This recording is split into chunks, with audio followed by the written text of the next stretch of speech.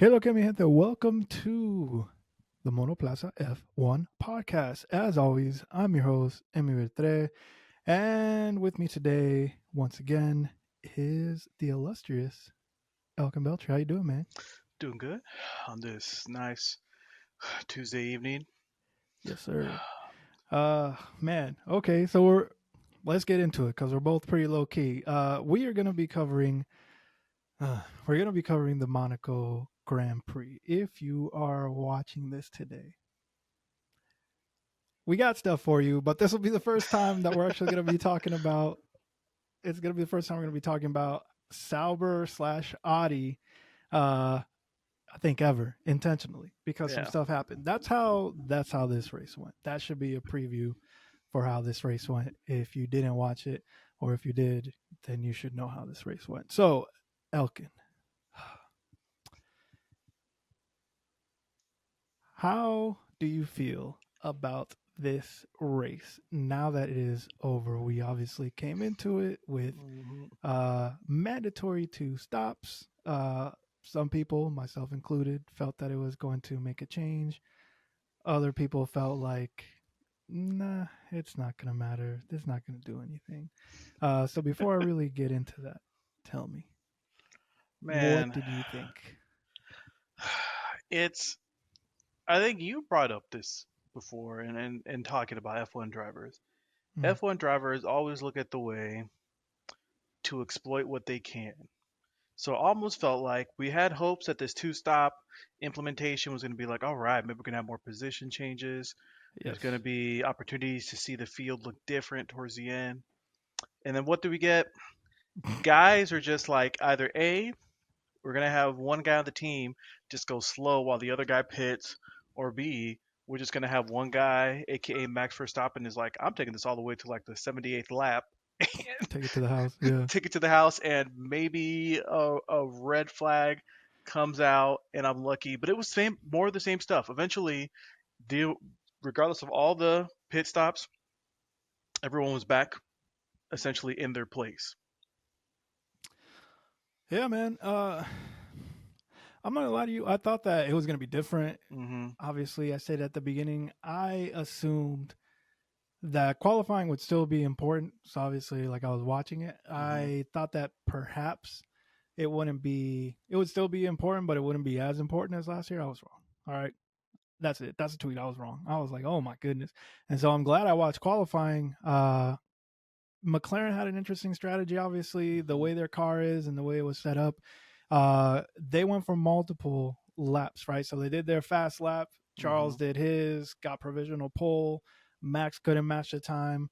Oscar couldn't match the time. Lando was able to pull it out. And if I'm not gonna lie to you, last year, if it had been last year, I would have been like, oh, that's Lando. Lando's gonna win it. This Yeah, year, you were a little unsure. yeah, I was like, maybe. And it didn't happen. It did not happen. I think. I mean, at one point, like obviously the pressure during the race, the pressure was getting to Lando because he was like, "Hey, where's Oscar? We need to put some pressure on Charles." It didn't. It didn't matter. Yeah. So let me start by asking the question that I think a lot of people are going to be asking. I'm going to ask you directly. Obviously, is the Monaco Grand Prix? Man, not even an original question. Is the Monaco Grand Prix worth uh, staying on the circuit? If it is worth it, I guess what would you do? And obviously, bearing in mind that Monaco used to have some really great races. hmm Obviously, back then the cars were a lot smaller.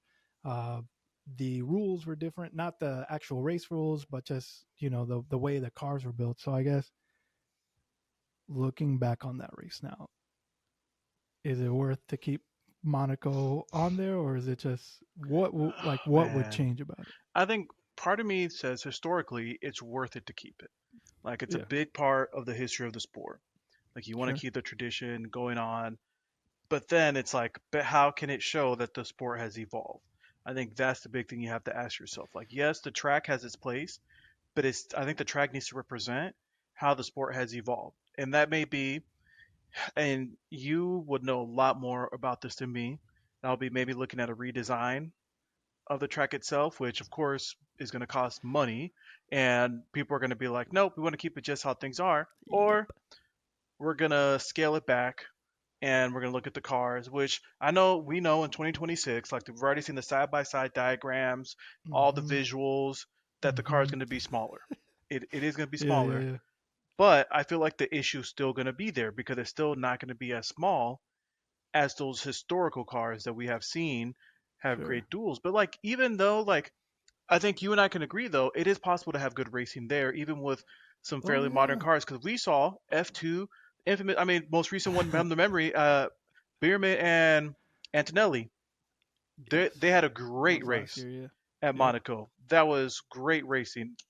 Arguably, I mean, I think most people would agree that F2 race was more exciting than last year. Yeah, I mean, last year's for sure. I mean, this year's. I This think is, you saw it. I saw it. It was kind of chaos. I was like, what? you know, you know what I thought about the F2 race? It was like, yeah, when you have like that laptop, yeah. and everybody Because just it kept was, like, was it first turn? yes, literally start It of the was. race. That's why I Yeah, was watching. I was in disbelief. I was like, no way this happened. they just kept piling up, just It like kept piling up, and yeah, and yeah, then I yeah. was like, oh, even the guy who's leading in the standings right now, he's gone. Got him. But yeah, Yeah. overall, like you know it, like it's important for history, but it has to evolve. But how do you evolve it with getting too far? Like what? That's my question. You don't want to I get too far away from what it is.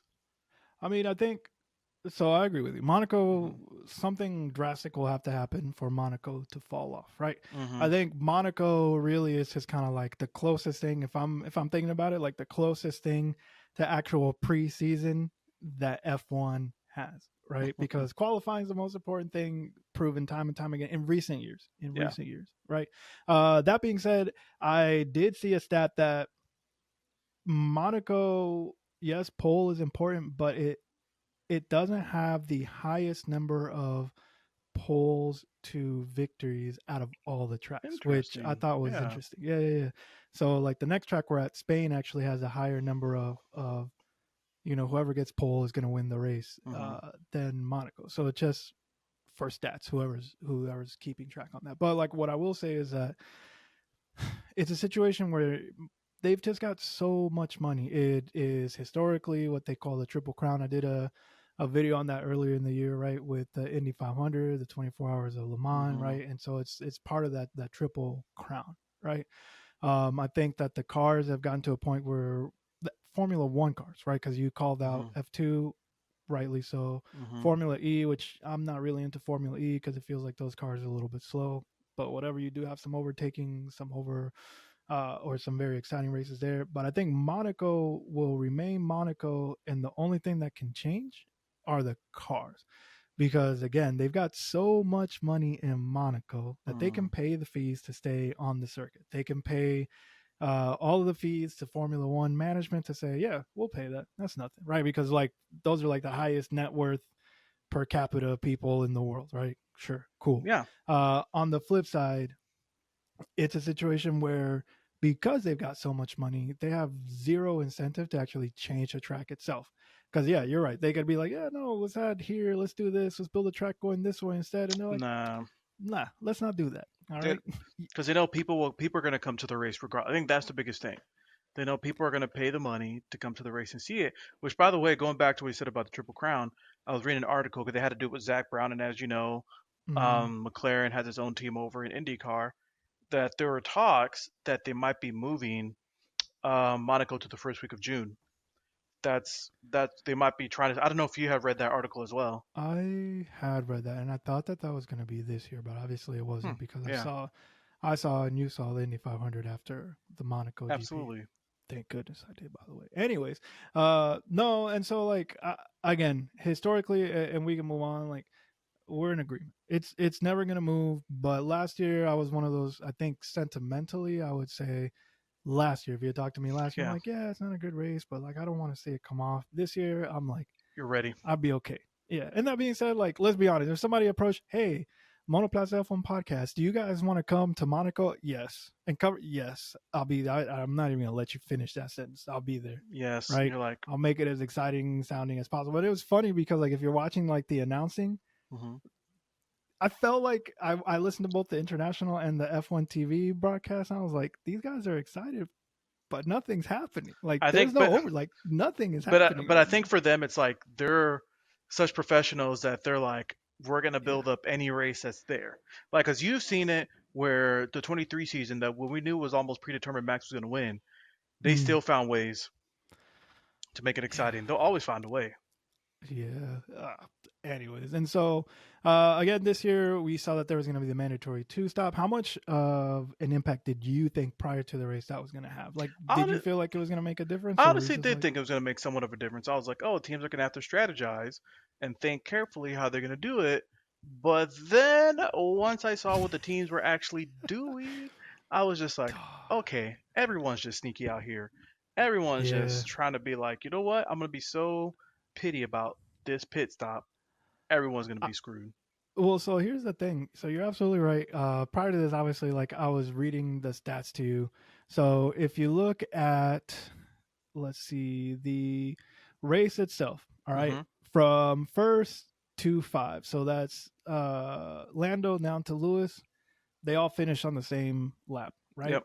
Starting from Isaac. So from six on down to eight, they were lapped once. From nine all the way down to 17, so Yuki, they were down two laps. And finally, Kimi Antonelli was down three laps. And I think like they interviewed Colapinto, and obviously, what I would tell you, if you ever get a chance, you should watch Colapinto's interviews in Spanish because he's real out there in these streets. I Colapinto mean, that media training is not existent when is the language not switches. existent. Yes, not in Spanish because he was literally like, I don't understand what we were doing.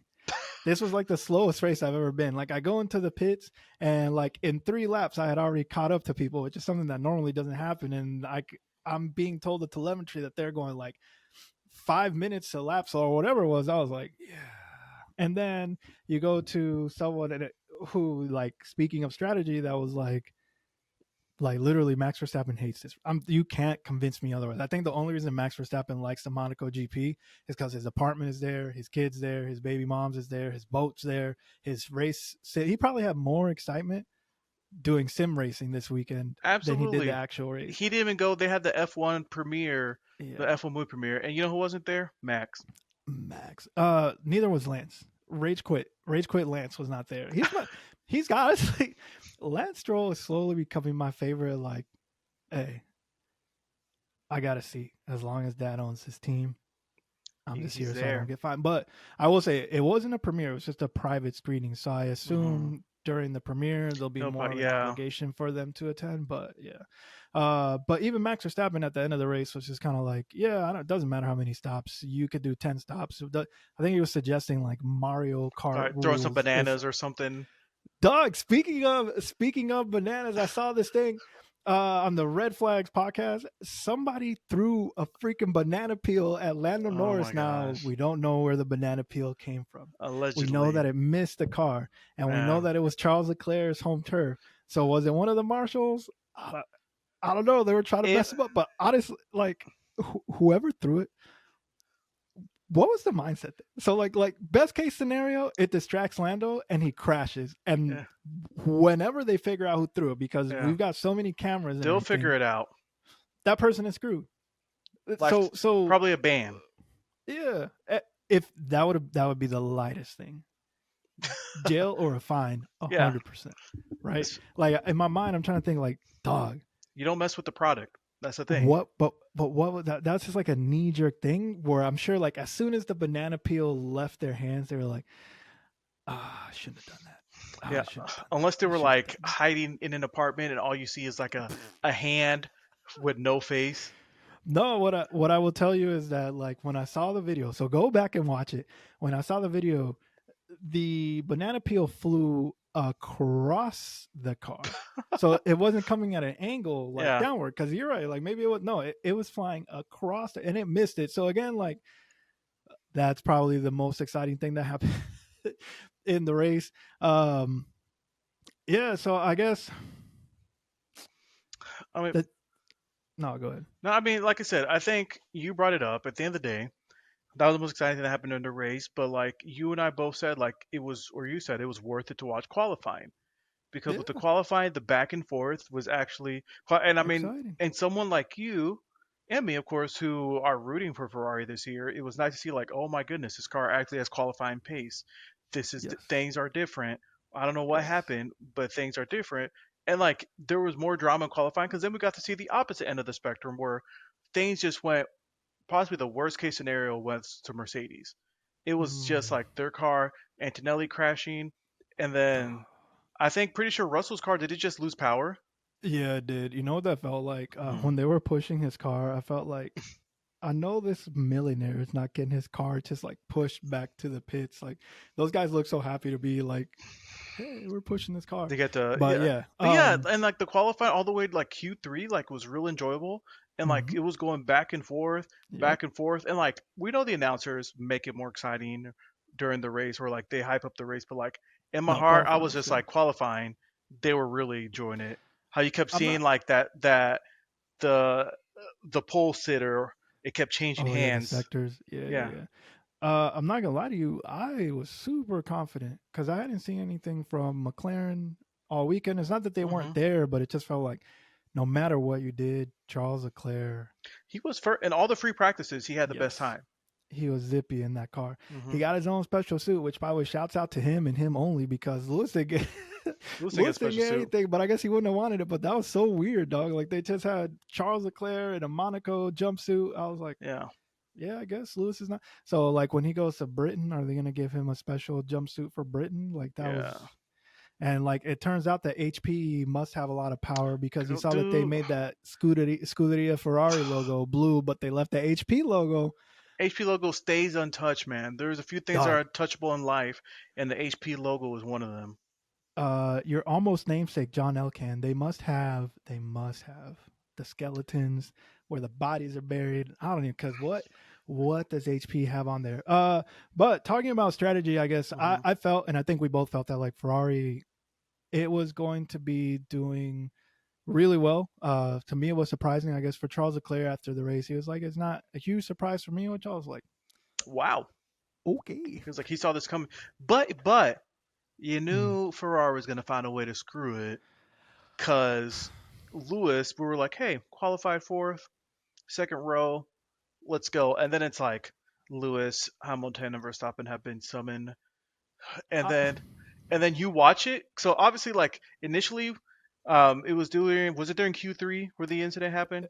no, it was Q1 Q1, that's what it was. where Yeah, his engineer, and I'm going to talk about that in a second. His yeah. engineer told him, Verstappen on a fast lap, Mhm. and then he was like, "Just kidding, Verstappen slowing down." Uh huh.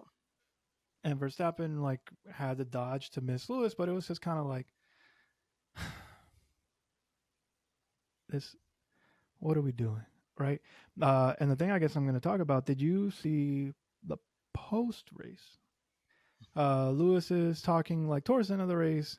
Oh He yeah, I was did see saying that. to first of all, like the first thing he said to Adami was like, "Hey, you're not giving me the information that I want, right? Like I wanted the time in front and the time behind. Like, am I a minute behind? Like, what's going on?" And then there was silence, and he finally like, "Yeah, you're 48 seconds behind." I was like, "Okay," because he Mhm. was like in a role all in and of its own. If you ever see like the track map, the front four, Mhm. they were like super ahead of Yep. Hamilton, and then the 6 through 18 were behind Hamilton as well. Like they were literally a lap down. So then after the race, like Lewis was asking, like, "Are you guys like, are you upset at me or something?" Talking to Adami. So like, Mhm. they have made great strides Yeah. in their relationship from the first race where he was like, "I need this, I need that, I need to adapt." And obviously Lewis was getting criticized for the most asinine things, right? But this weekend just felt a little bit like weird first with that missed, Verstappen on a fast lap, and then just like Lewis's message like afterwards, and I was just kind of like, Yeah. ooh. So I guess how did you?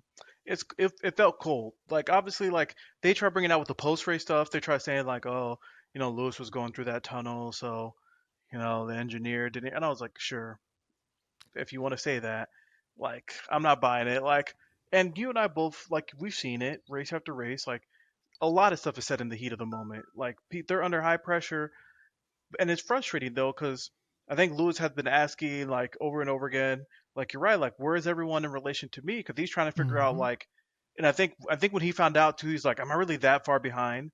Like Yeah, that was it's like, weird. and it's almost like it was honestly a lonely race for him. Like for being honest, super lonely Yes. race. He just felt like he was on an island, and it felt like he wasn't gaining any ground, but he wasn't losing ground that he had to worry about losing his spot. And I almost feel like it is kind of frustrating for him. Like, and sometimes I get that, and I get it. He can be spicy. Let's be honest. Some of his Sure, remarks can be super spicy, sure. but like sometimes I build it up. It's like But when you have these sort of expectations that you're a championship driver and you're trying to win a championship, you're trying to help a team that has been having like a lot of bumps in the road since their last championship that they won, yes. and you keep seeing like these are the mistakes that everyone warned me about, that I had seen from afar, and now I see them in person. It's almost like befuddling to him. He's like, "Why do we keep doing this? This makes I no was like, sense." this is, hey, this is 1 plus 1 is 2. Quick maths. Like Yeah. this is easy. So I think here's the thing. I think the relationship still obviously needs to be worked on. Mm-hmm. I'm not expecting a Bono style relationship with Mm-mm. Adami. That's never gonna happen. No. If people are waiting for that, that's never gonna happen. The reason that's never gonna happen is because Bono has been with Lewis since 2000. So we're looking at Mm-hmm. 11 years of being together. And even Yeah. when they started out, it was really rocky. At most, best case scenario, Lewis gets 2 more years with Adami, and then like they're good, right? And who knows after this year or next year if they keep him on. Hopefully they do, whatever. But at some point, he's got to retire, Mm-hmm. right? But for me, it's some of these things that like you and I have supervised people before, Mm-hmm. and we've been in roles where we manage people, right? Uh, I will excuse the yeah, that was a really weird situation. It's okay. Like we're good. What I won't excuse is like the basics that I keep having to tell you. Like, does that make sense? Like, Mm-hmm. if you're my engineer and I'm telling you this is the information that I need, I just need you to tell me the time of the guy ahead of me, the time of the guy behind me, and when we get in this situation, right, where like Verstappen is in the lead, but he's not like the net leader, and we're going to either undercut or overcut him, whatever. Like, then maybe I need that information. But otherwise, I just need the guy in front of me and the guy, and I'm making that up, right? But Adami keeps not giving him that information. So that's what I'm Yeah. saying. Like at some point, like, and I still feel like Lewis is being super polite. I still feel like he's actually not even being really spicy. I think he's just like, "Hey, man, I'm trying. Don't talk to me while I'm turning. I get Yeah. it. I'm in a braking zone. Don't talk to me. Like, Yeah. come on, dog." It's just like, hey, this is the parts where I need to concentrate the most. So please, like, get off the radio during this time. Right? So it's basics. But we'll see. I think the relationship, like, they'll keep talking. I think Dami worked with Sebastian Vettel, who was Mm-hmm. also a former world champion, and now he's working with Lewis Hamilton. So he's certainly used to people who are overly not even critical, just expect more Mm-hmm. uh, out of their race engineers. All right, so moving forward, shouts out to I'm going to talk about Isaac Hadger and Mm. the Racing Bulls. Liam got it since Australia. How have you felt, Isaac Hadger? I think we're He's brothers. So I know we're he's syncing. been his qualifying too, man. We need to talk about how often he gets into Q3. Yes, That's been one of the sir. most consistent things. Yes, Like the way sir. where he finishes, like he's I think it's a mixed bag of sometimes he's within the top 10, other times he's out, but qualifying he is there. And sometimes he'll set some really good times for qualifying. The years like, Mm-hmm.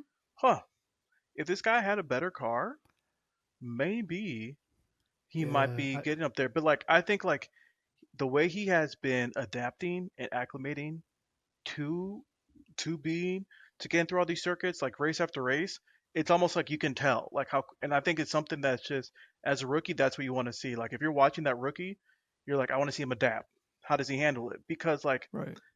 I know like F1, it's hard to talk about rookies in F1 because so Mm, much matters on the team and car that you have. sure.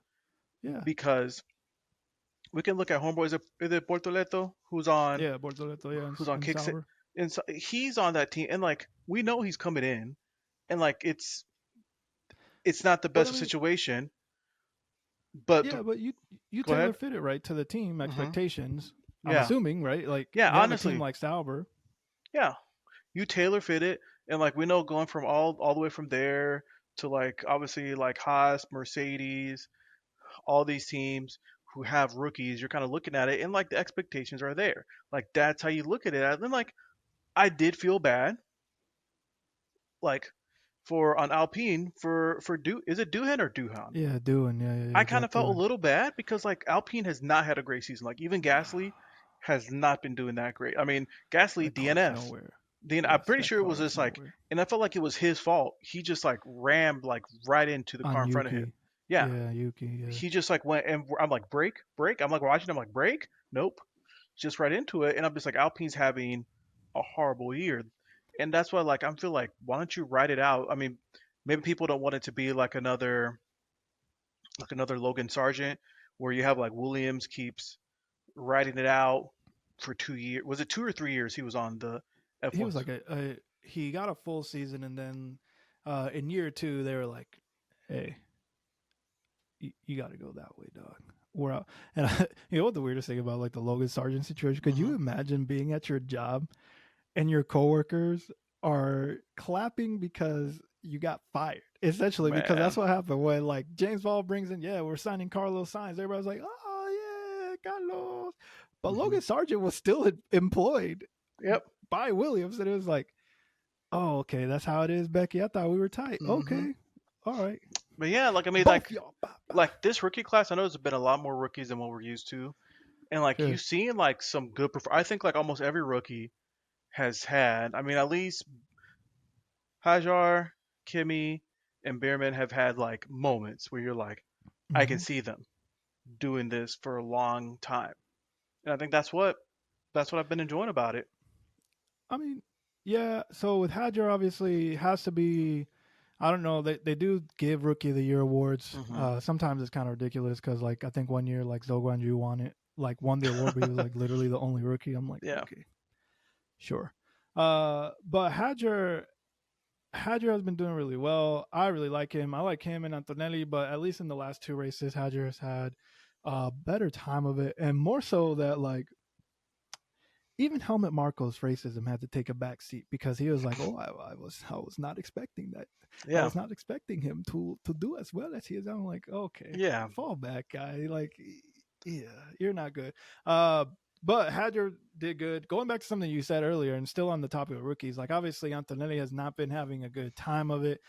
This was obviously like Mercedes did not score, and believe it or not, which I know you will, because of Mercedes weekend where they just not finish really well, they are Hmm. only 4 points ahead of Red Bull Man. uh, in the constructors, and they are only 5 points ahead of Ferrari. Yeah. So I mean, right now McLaren, Mercedes. So McLaren is the clear Hmm. front runner.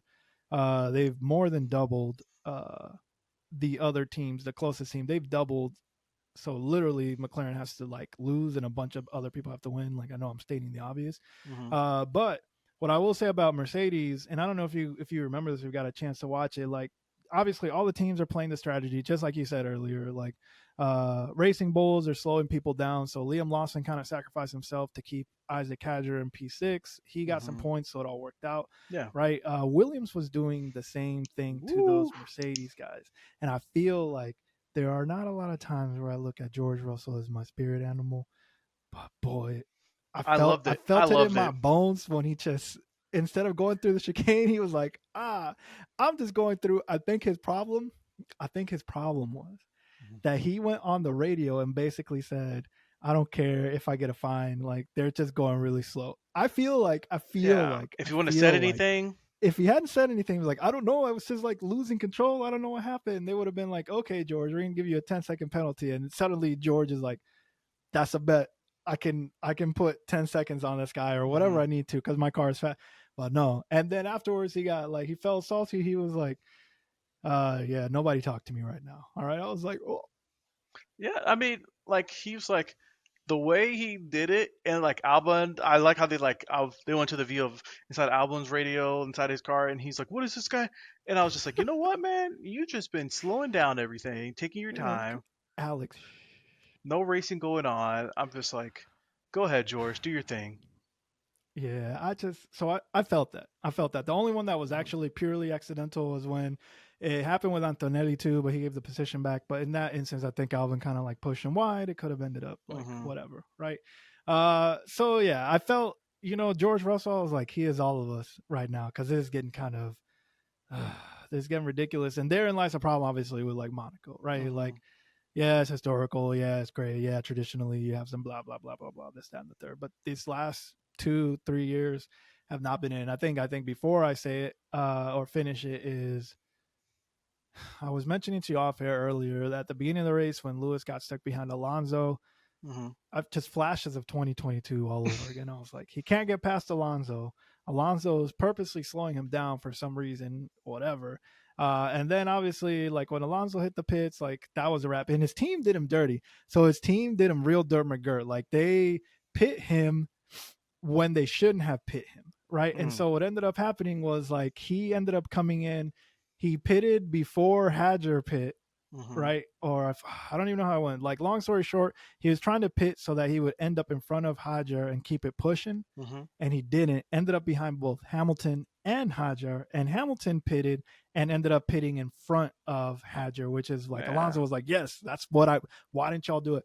But all is for naught because he DNF'd, and once again, He is we are 8 at. races into a season, and he has got 0 He points. is not listed So on the standings because he has no that is points.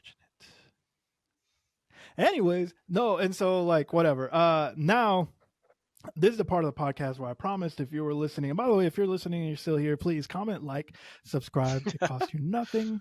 Somewhere down here, leave a like, subscribe, all of that. Sauber, kick Sauber, Mm. soon to be Audi fans. This is where I talk about your team. It hasn't happened. First, Elkyn alerted me about some of that. But what was it that Bortoleto said? I didn't even know until you told me. What was it that Bortoleto said about his incident with Antonelli? He said next time, and this is, by the way, this was not on the air. Someone uncovered it. Like, next time I'm gonna Yikes. put him into the wall. Wait, in relation to what? Because I know Kimmy passed him. It was on the first lap, right? Yeah, it was. Or he passed Kimmy. He passed Kimmy on the first lap. Yeah, yeah, yeah. Yeah, it was. It was like something like that, and it's one of those things where, like, okay. So here's the thing. I read it, and you know how sometimes people put out fake stuff. But the most infamous Sure. thing being that one F1 fake news account that literally Oh yeah, like we're doing. Yeah, ha- yeah, yeah, had yeah. to like delete its stuff and everything because it's like this has gone too far, and they like had to. I think they had to apologize to and everything. Yeah, Um, they apologize, but like, frankly, mhm. pin on that for a second. Like, they're a known Formula Faker site. Mhm. So really, whoever was like reposting Argentine fans, y'all need to Yeah, chill out. You're gonna mess it up for Colapinto. Anyways, go ahead. yeah, and I think it's one of those things where it looked like what I was reading. Um, it came after, so around the time Antonelli was trying to recover from. Obviously Antonelli like started in 15th, I believe, right? Mm-hmm. And he made a Yes. move down Bartolo's inside. That was a tricky move. And at that point, like Bartolotto pretty much like this was the opening lap as well. And I got to go back and watch the video. Um, it was during the opening lap that caused Bartolotto kind of like to have a little incident there. And then from there, in an untelevised clip, that's when after he saw that move, he said that's a desperate move, like pretty much a desperate move by Kimmy. And he's like, next time, Yeah. I'm gonna put him in the wall the next time we're on the track together. And I guess to that I say it's Yeah. never that deep. Hmm. You're in the trenches, son. Yeah. It is never that deep. Because I think for me it was like a little bit of saltiness, right? Like Yeah. Bortoleto put the move on Antonelli, and Antonelli quickly recovered from that. The result of that was Bortoleto like going into the wall, Yep. not so That's what much that he happened. like damaged his car, Yeah. right? Like I think it was just a front wing, and like they went ahead and like we're just gonna. I mean, they were already back. There was Bartoletto and Kimmy were already in the back third pretty much, Yeah, yeah, yeah. and they're like, let's And just that, change that. And like this is and like that's when it happened, and like type of thing. Whereas like the engineer because Bartolo was like, I think we're catching Kimmy here. Did he get a penalty for what he did? And the engineer was like, Gabby, we're all on the same train. He did not get a penalty. He did not get a penalty. And then that's what Bartolo said, okay, I will put him in the wall next time. And then the engineer said, Gabby, let's focus on what we can control. Let's maximize the scenario. come on, dog. Come on, dog. Hmm. Hopefully Audi comes correct next year with a good engine, though if I'm reading correctly, they're not. Hmm. Yeah. I don't know. So that was a little bit weird. On the other side of the garage, you had probably one of the best overtakes in the race, Oh, and yeah. that was Lance Stroll on Nico Hulkenberg. And I was like, oh, but they didn't televise that. They didn't televise that because Man. they were like way down in the order. But I was like, oh, won't he do it? They didn't Hey, show it. And shouts out, you know what? Shouts out Lance Stroll. Again, the most nonchalant, not worried about his car seat, not worried about how he talks to anybody, not worried about anything because because he's holding down Aston Martin. Someone has to you're get points on that team. right. That's why. Hey, you know what? He may be out qualified by Fernando Alonso, but only one's got points on this squad. I think you said that's what It's matters. We can talk about qualifying, we can talk about Saturdays, but what matters is those Sundays. facts over feelings. Hmm. All right. So yeah, and so that is the end of my segment talking about Sauber. I told y'all I was going It to was talk quick. about It was it. quick though. Yeah, it was quick work. Other than that, the race ended in nonchalant fashion. Lando Norris and just wrapping it up so we can call it a night. Lando Norris ends up winning the race. Oscar Piastri still ends up on the podium, P3. Lando is now 3 points behind Oscar. So Hmm. Oscar, after Imola, where he got caught slipping by Max Verstappen. I'm not gonna say it's a trend. Max is not gonna do that to to Piastri again. I mean, when I say about that, I mean like Piastri's gonna be more attention, right? Like I feel like Piastri's the type of guy like fool me once, shame on you. Fool me twice, like nah, that's never gonna happen. Yeah. But do you feel now that the momentum is back on Lando's side? Because we're going. Spain is up next. Everyone, it used to be obviously testing track Barcelona. Hmm. Lando knows it. And then after that is Canada, right? So do you feel like momentum has swung Man, back, or do you feel it like just shows how long like the season is because I feel like Lando can probably pull off Spain, but then I wouldn't be sure? surprised if Oscar comes back and then rolls off a few more wins. Like I think that's just Mm, where I see it because like I think you're not both the McLarens hands down has the best yeah, car, best car. Yes, no and doubt. we obviously know about like Mercedes started off fairly strong, and you know what's Mm-hmm. trope I'm tired of hearing of the trope of Max Verstappen is dragging this tractor to this. I'm like it's not a tractor. It's not. The The car's car still that good. we know now that the car is suited for him Yes. and that car can make stuff happen. You and I Yes. both know we have seen tractors, and tractors are horrible. They stand out, but I think it's gonna be interesting to see. The biggest thing for me is who's gonna grab the momentum in that last like quarter of the season. I think that's gonna be Mm. the interesting thing I'm gonna be waiting for. I think we're gonna have a Oh, few back and forth. you're talking about like the final of the Americas tour, right? Where you Hmm. go The Americas tour, Austin, Mexico, Brazil, Vegas, and then like right? kind of like leading up until like December, because I think that'll be like because you're right. Because I think those cars, like, unless something drastic happens, it's McLaren's obviously constructors' cup to lose, Sure. but I think drivers' championship as So well. for those who don't know, coming up in Barcelona is a change in regulations Hmm. which affects the flexi wing, right? Oh A lot boy. of people feel like the team's going to be most affected by this is McLaren. I am not 100% sure because McLaren has had basically all year knowing that this was going to happen, so Yeah. I'm sure they've planned for it, right? Hmm. You're also right about like the Red Bull and what Max Verstappen is doing. I feel like I don't know. I think the momentum obviously is going to Lando's, but I think the next track is one where people are familiar with it. So we'll see if Lando has struggled with his qualifying. Oscar didn't do obviously super hot in qualifying here, but again, like Hmm. I was mentioning early on in the segment, Barcelona or Spain, sorry, is one of those tracks where more often than not, the person who sits on the pole is the winner of the race. So will it matter Hmm. this year? I don't know, but history tells us otherwise. Another thing I think that you called out was that the last 9 winners of the Spanish Grand Prix have either been Lewis Hamilton or Max Verstappen. Yeah, that will most likely change, as you called it, this year, unless Yeah, one of the. I mean, Max could. I mean, because Max came last weekend and he did his thing, so you never know. you never know. Yeah. And Lewis, we'll see. If Ferrari finally gets his stuff together, I would like to see. It would be nice to see a Ferrari win this season at Hey, some point. you know where I would like to see Ferrari win and Lewis Hamilton win? Where? Canada, because I'm gonna be there. All Hey, right. yo. No, and so we'll see. I do feel like the momentum to wrap it up. I feel like the momentum is on Lando Norris's side. So we'll see what Hmm. happens. I'm never gonna count out Piastri. The team, they got to keep learning, but the championship, both of them should be theirs. And Yeah. It will be a monumental collapse to me if they do not get both. All right. Yep. Both. One of those drivers has to win the World Driver Championship. And I think the people who probably will be the most upset if Lando Norris or Oscar Piastri win that championship are the Charles Leclerc, George Russell, Alex Albon fans. If Piastri gets it, then add to that Lando, Leclerc, Russell, and Albon fans, because that class of 2019 has not really produced what they thought was. They're not bad drivers, but I think people expected. I mean, more out of them. they came at the wrong time. That's the problem.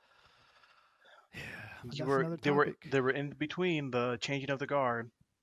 What was it like? George Russell was saying if he had come to Mercedes like 2 years earlier, he Oh would have my had at goodness. least. I was Yeah. like, Stop it. Get some help. ground yourself, man.